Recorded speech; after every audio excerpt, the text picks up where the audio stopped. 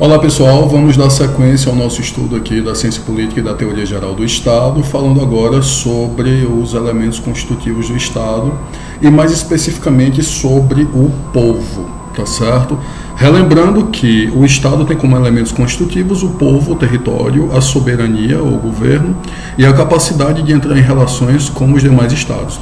Esses elementos eles estão previstos na Convenção de Montevidéu de 1933, tá certo? Que é um tratado internacional que estabelece justamente direitos, deveres dos Estados e condições relacionadas a asilo político.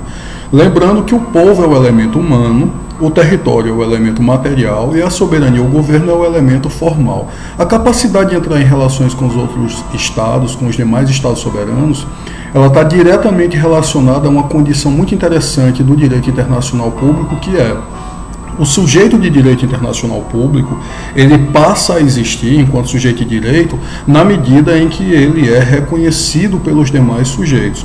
Então, quando um Estado tem condições de entrar em relações com os outros Estados, é porque ele está sendo reconhecido pelos demais Estados na sua qualidade de Estado soberano, tá certo? Então, dando sequência, vamos tratar do elemento povo com um pouco mais de atenção, tá bom? O que é o povo?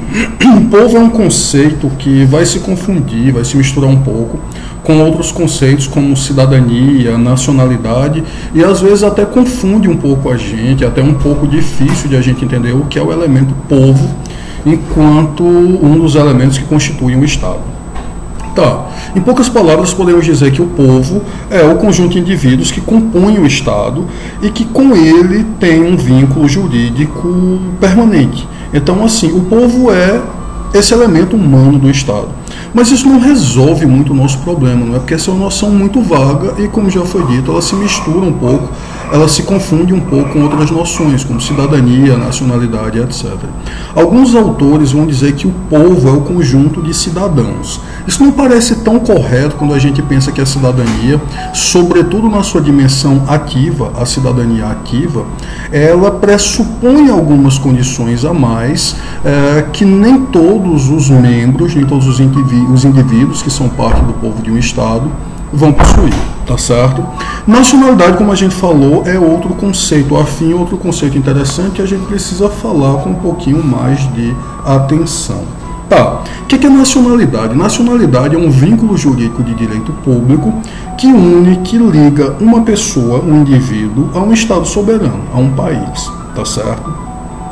A nacionalidade, esse vínculo jurídico, ele pode ser adquirido de duas formas. Uma forma é a forma originária, a outra forma é a forma derivada, tá certo? A aquisição originária, ela está regida pela nossa Constituição Federal, no artigo 12, e ela vai dizer respeito, ela vai se dar a partir de dois critérios. Quais são os critérios possíveis de aquisição originária de nacionalidade? O ius soli, ou jus soli, pronunciem como quiserem, tá certo?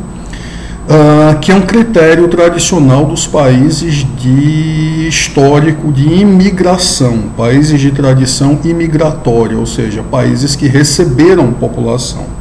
E o ius sanguinis, ou direito de sangue, que é um critério tradicionalmente adotado nos países que têm um histórico relacionado à emigração, países de tradição emigratória, ou seja, países que perderam população, por assim dizer, porque essa população foi colonizar outros países, tá certo? Então, esses são os dois critérios da nacionalidade originária, as duas possibilidades de aquisição de nacionalidade originária. O ius soli, como o nome diz, refere-se ao território. Seria o seguinte: nasceu no território, tem a nacionalidade. O ius sanguinis, como o nome já sugere, né, sangue, refere-se à herança. Não importa tanto onde você nasce, o que vai importar é de quem você é filho, se você herda ou não a nacionalidade dos seus pais. Tá bom, e quem é que coloca essas regras? Quem é que estabelece se é ius soli ou ius sanguinis? As constituições, os ordenamentos jurídicos de cada Estado soberano, tá bom? A aquisição derivada de nacionalidade se dá pela naturalização. Ela está regrada também no artigo 12 da Constituição Federal, que nós já discutimos em sala. Só lembrando que aqui é uma breve revisão, tá certo? Um breve complemento, mas o nosso momento aqui no EAD não substitui a nossa discussão, o nosso debate em sala, que é o momento principal. Então não vou recapitular tudo que eu falei da nacionalidade da aquisição originária e derivada em sala, que foi quando eu detalhei isso tudo, tá bom? Para além disso, uns conceitos interessantes são apatridia e polipatridia. Apátrida ou eimátulos é o sujeito que não tem nenhuma nacionalidade. Poxa, Paulo, mas como é que isso é possível? Simples. Basta que os pais sejam de um país de tradição, que opte pelo ius soli, e essa criança nasça num país que adote exclusivamente o ius sanguinis, tá certo?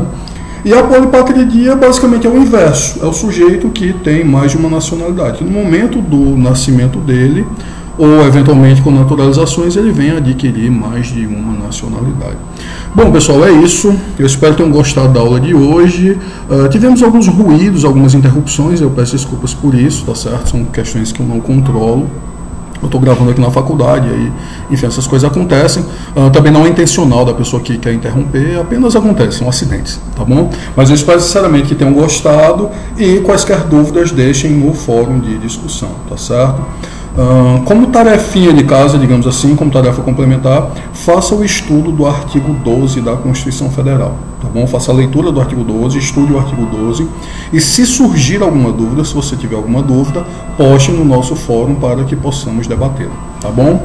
Um abraço a todos, bons estudos.